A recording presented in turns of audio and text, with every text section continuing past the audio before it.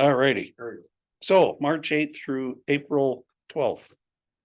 For those of you who don't know, I write the article for the Coast Reporters, so I basically get to do this twice a month. Once in PowerPoint and once in Word, and they're offset. So I have been known to make the occasional mistake in copying something from one to the other, which nobody's ever caught yet. This, I may make history. Come on. There. Okay. The Earth was closest to the sun on January the 4th, I believe. It's pretty much every year because we've got a slightly elliptical orbit. So that means you get the most tidal effects from the sun in January, and the minimum ones in July when we're further away. The moon's orbit is quite elliptical, and if you try and work it out with a three-body problem, you can't. So it moves in and out from the Earth, and that elliptical orbit rotates. So it goes through a 19-year cycle, I believe. It's interesting. When the moon's close and the Earth's moon and sun are aligned, and we're close to the sun, you get the highest tides of the year. There are seasonal effects because the Earth is tilted, so every location on Earth has slightly different, well, somewhat different tidal effects. Resonance is a big part. We're going to have some high ones. For some reason, it happens usually a day or two after new moon or full moon. That may just be a resonance effect. I don't know. There's about 13 things going on. So this will be the closest lunar apogee of the year. Sorry, perigee. Perigee, close. So we should see some really high tides. I live in Davis Bay, and I've seen it when on a really low tide, the pilings inboard of the outer part of the T, you can walk out to them and not get your shoes wet. I've also seen it where you could have got under the dock, the pier, if you were a duck. If you're in a kayak, nope, you're going around. That much clearance. So we get about 16 and a half feet vertical here. Anyway, we're going to have high tides. And you can see, there we are. There's the old new moon symbol. And that is the 10th. Now you've got low tides that are slowly rising and rising, and other low tides that are decreasing. And you got two bodies causing them, sun and moon. Don't ask me to explain it all, I can't. And there's your super high. It's just minimally higher than that one and that one. That will be sunrise-ish. Yeah, 7:39 a.m. on Tuesday.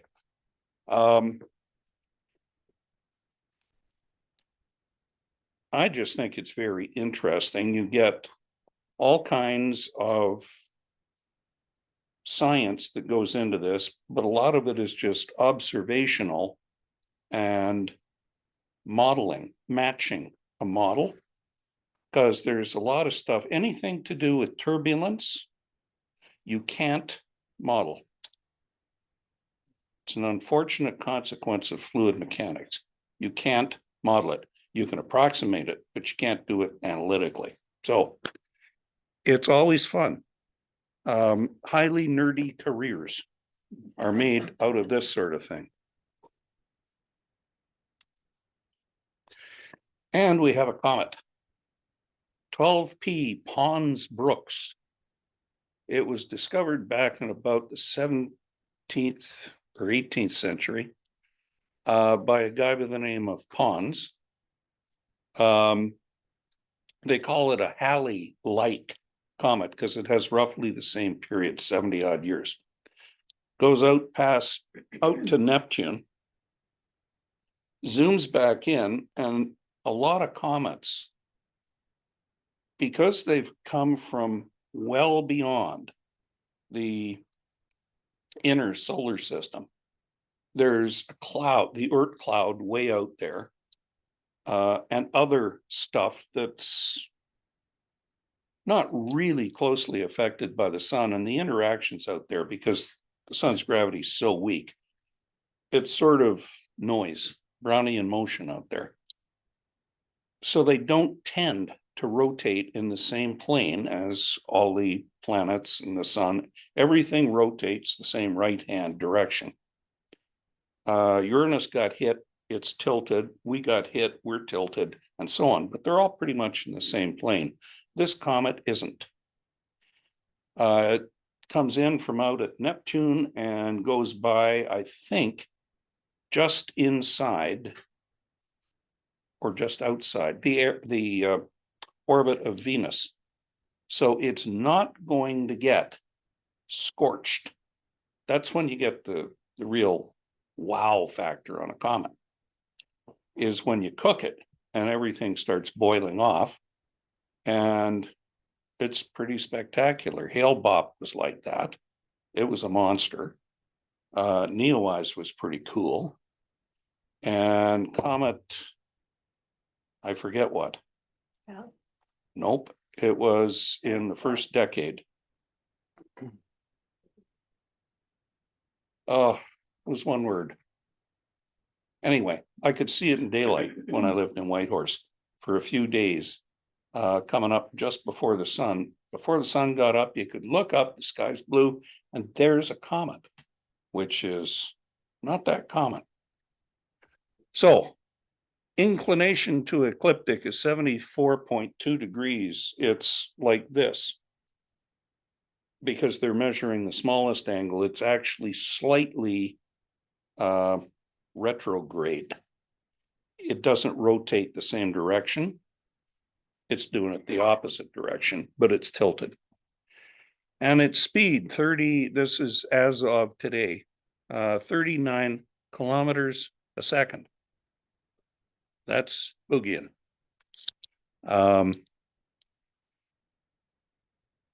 This is why, if you have something like that, you want to pay attention to how close to the Earth it's getting now and in the future. So there's a stellarium, sorry? They just look whitish. Well, they look like a wisp of cloud. Did you see Neowise? Was it 4 years ago? Yeah, I think so, 2020. I could see it off the Davis Bay Pier. It was just great. It was about that big, and it just looked like someone had taken a diffuse spray can of white paint, a little stellar type bright ball.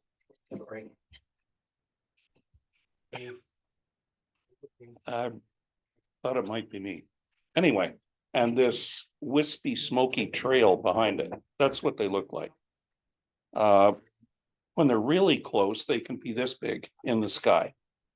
And when Hyakutake came by in the 90s, I was in Calgary. It wasn't very bright, but it was close, and you could literally watch it move through the sky with binoculars. It was moving that quickly. It was 2 days and it's gone. Anyway, here's the details on the thing. This is a stellarium screenshot. If you don't have stellarium, you really should. It's a free download. It's got a bit of a learning curve, but it is just so cool. And you can see right in here, there. I've highlighted, you can download all the orbital elements for all kinds of stuff. And I actually managed to do it without having to phone Charles. And I loaded it in and pow, there it is. So I can show you, and I will, where it's going to be every night. Assuming we don't have 30,000 feet of cloud, you'd be able to see it. It's about magnitude 6 now. So you really have to know where to look, but you can see it in binoculars. Anyway, that little screenshot there, this is a fake horizon. That's looking west-northwest. The easy way to find it, this is Cassiopeia, the big W. If you've ever gone looking for the Andromeda Galaxy, you use this to find it. This is the big W up in the sky. It's circumpolar. And you take the sharp V here, these 3 stars. There's 2 more up there, and it's sort of squashed. And they sort of point down here. That star's name is Merak. This is Pegasus in here. Sorry, in here. This is Andromeda. And you can find, if you look, at that star with a pair of binoculars, one field of view, there's a fainter star, another field of view, there's another star, and right beside it is this fuzzy oval. And that's the Andromeda Galaxy. And it's naked eye. You can see it, barely. And it's 2 million light years away, which is, it's the furthest thing that really anybody can see. I've caught one barely that's over here, somewhere in there. Anyway, this will help you out because, one, you're going to be able to find Andromeda. And once you find Andromeda, 3 sides of the triangle, and there's this little fuzzy ball that's a comet.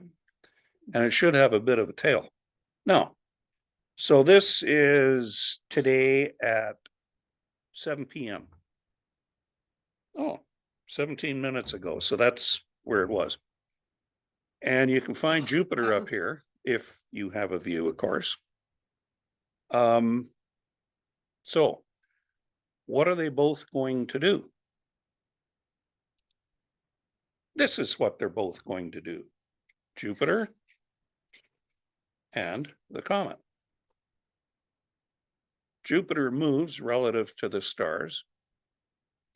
This is Betelgeuse up here, Bellatrix, the belt stars, and this monster star Rigel. That's Orion, of course. Aldebaran and the Pleiades. Jupiter is slowly doing this because it rotates this way around the solar system. North being, I'm sort of orienting my thumb to that, like here. Jupiter is slowly orbiting around. So it moves a little bit up and left, and the comet is moving right to left. All of this stuff will be online, right, Charles? Yes. So you can zoom in on this in our YouTube channel and look at it anytime you like. And if you can blow it up to full size, you get a much better idea. And like I say, if you've got Stellarium, you can download the details of Comet and make it show up in the sky. And then you know exactly where to look. So, prey. Comets are like cats. They have tails, and you can't tell what the hell they're going to do. Now, as you may know, some lucky people, I'm talking to you, Bruce, who are going to be on the center line or close to it of the eclipse coming up on April 8th. I gather Bruce is going to be down in Ohio for family reasons and will be able to watch this. My big one was July 6th, 1991. We got 6 minutes and 15 seconds of totality. I think the maximum was 622, and that's about as much as you ever get. On this one, somewhere in here, Oh, yeah. This is from our observatory. I finally figured out how to reset my default location to the observatory. I have my troubles. The eclipse magnitude 0.268 is how much of the diameter is covered. It's not the same as the area covered. That's 0.16. This is 0.268 of the diameter. So we're about 1,500 miles northwest of where we should be, because if we were 1,500 miles southeast, the moon would go directly in front of the sun. That's the eclipse path, and we're not on it. At any rate, central eclipse duration, I know, there it is, right down there. Says 4 minutes, 26 seconds. That's pretty cool, because you will get a good view of the corona, and you'll probably be able to see the planets that are really close to the sun. Maybe even that comet. And for it to be visible in daylight, it really is cool when you get to look up and you know there's a star up there, and you don't have to be blinded, and you can see the entire corona. It's just like, you know, you couldn't make that stuff up. So that is the eclipse. What else? Well, this happens typically once a month. Moon and Jupiter about 2.5, 3 degrees apart. But it's 4 days after the new moon. So 5. We'll have a crescent moon about 3 degrees above and right of Jupiter. So if it's clear, you've got an easy marker, because you can catch the moon. And then you can find Jupiter. You can see it in the daylight. It is possible. It's much easier with binoculars because it's brighter that way, and you can see it. So if you have binoculars and you can steady them, you can see the moon looking like this. And that is Mare Crisium, Sea of Crises. When it comes up in the east, that one is up top because it rotates as it goes around us, or rather, we're looking at it at an angle, so it appears to rotate. You can see all kinds of cool craters and things night after night along the terminator, because when the sunlight's coming in like this, everything casts really distinct shadows, and that's when you see the detail. So it's always worth a look. Any pair of binoculars will do it for you. And this is what Jupiter looks like that night. And I've taken screenshots for 7 p.m., so it's dusk. And you got all 4 moons, Callisto, Ganymede, Io, and Europa. And with a good pair of binoculars, you can see the 2 cloud bands, the equatorial cloud bands. Any kind of a telescope, if you can get it steady, you can see the bands. So you're looking at the weather on a new planet. I think that's fairly cool. And that's what we got.